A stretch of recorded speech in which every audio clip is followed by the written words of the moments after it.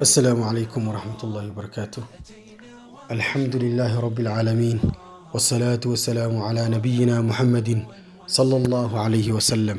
نبي محمد صلى الله عليه وسلم وحليه: إذا سألت فاسأل الله، وإذا استعنت فاستعن بالله، واعلم أن الأمة لو اجتمعت على أن ينفعوك بشيء لم ينفعوك إلا بشيء قد كتبه الله لك، وإن اجتمعوا على أن يضروك بشيء لم يضروك إلا بشيء قد كتبه الله عليك.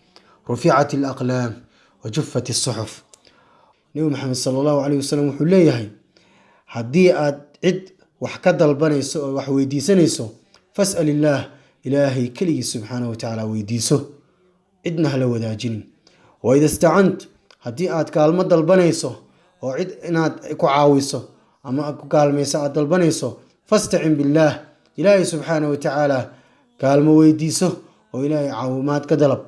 waclam, waxaad ogaataa ana alummata, ummata oo dhammaanteedoo idil, low ijtamacat hadday isku tagto, ay is urursadaan, ay wada kulmaan, calaa an yanfacuuka bishay, inay wax kugu taraan oo nafci ku siiyaan oo wax kugu anfacaan, hadday isugu imaadaan, laakiin nafcigaas ay kuu sameynayaan ilaahay subxaanahu watacaala uusan kuu qorin, lam yanfacuuka, waxba kuguma nafci karaan ilaa bishayin, shay mooye qad katabahu allahu lak, shaygu ilaahay subxaanahu watacaala kuu qoray keliya ayay dadka kugu nafci karaan, dhammaantood hadday isku imaadaan. wain ijtamacuuka calaa an yadaruuka bishay, hadday dhammaantood u kulmaan oo isku urursadaan, ay isugu yimaadaan inay ku dhibaateeyaan oo shay dhibaato ay ku gaarsiiyaan, lam yadaruuk, kuma dhibaatay karaan ilaa bishayin qad katabahu allahu calayk, ilaa wuxuu ilaahay subxaanahu watacaala kuu qoray. haddaad aragto dhibaato kugu dhacday, ilaahay subxaanahu watacaala ayaa mar hore kuu qoray. haddaad aragto wanaag iyo khayr aad heshayna, ilaahay subxaanahu watacaala ayaa mar hore kuu qoray oo kuugu talagalay.